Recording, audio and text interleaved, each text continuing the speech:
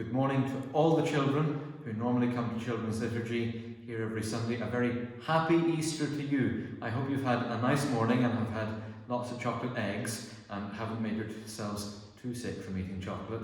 I thought it would be nice for us to share a little word or two together about today's great feast, the great feast of Easter. And I thought we'd begin, as we always begin, by reading the Gospel for today. So we have a reading from the Gospel according to St. John. It was very early on the first day of the week, and still dark, when Mary of Magdala came to the tomb. She saw that the stone had been moved away from the tomb, and came running to Simon Peter and the other disciple, the one Jesus loved.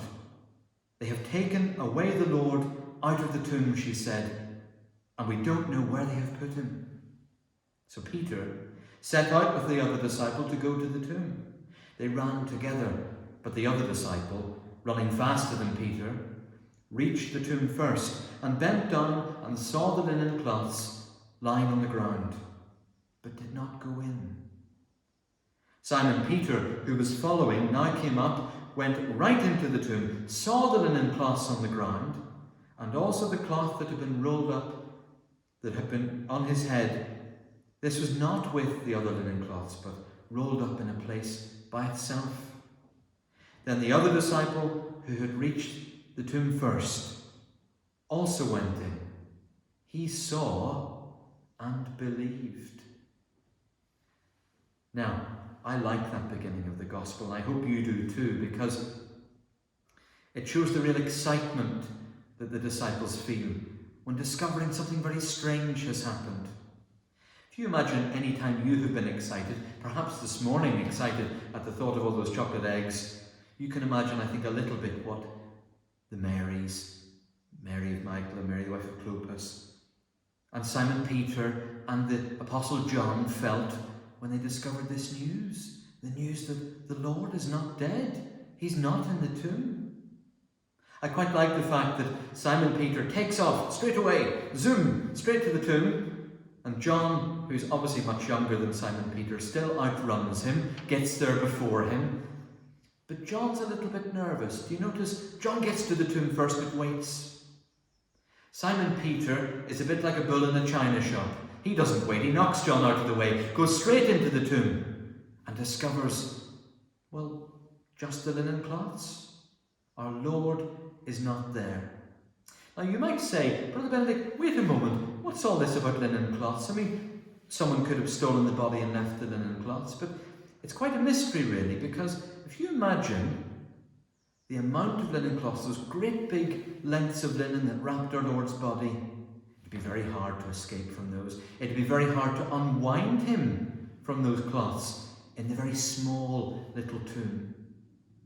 If you can imagine the heavy stone pushed against the door of the tomb, I don't think you could probably push that stone aside. I'm sure I couldn't. What they found there was something quite unexpected, quite miraculous. He who had suffered and died had risen from the dead. Now for you and for me, this is a brilliant moment. It's a fantastic moment. Because we are baptized, although we don't remember our baptism very often, our baptism changes our whole life, because we are baptized into that death and into that new life with Jesus. So our life now is a resurrected life. And this Easter season is especially joyous because we get to renew our commitment to that joyous risen life. If you wonder why you're eating chocolate eggs this morning, well, think about what comes out of an egg. When it hatches, it's a sign of new life. We have another sign of new life with us this morning. Last night, we lit the Paschal fire outside and we blessed a special candle. Can you see the special candle here, which is decorated with beautiful images, with symbols of our Lord's passion and death, with the cross, with some letters, Alpha and Omega, which represent him being the beginning and the end. We have the year 2020, that's now. And of course, most importantly, this candle is lighted. It's on fire, it's lit. Perhaps you could ask your parents at home to help you light a special Easter candle. Perhaps you already have.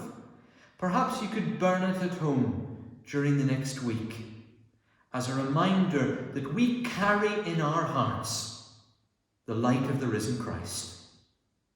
God bless you all. A very happy Easter. And please God, we'll all be together again soon. God bless you. Bye-bye.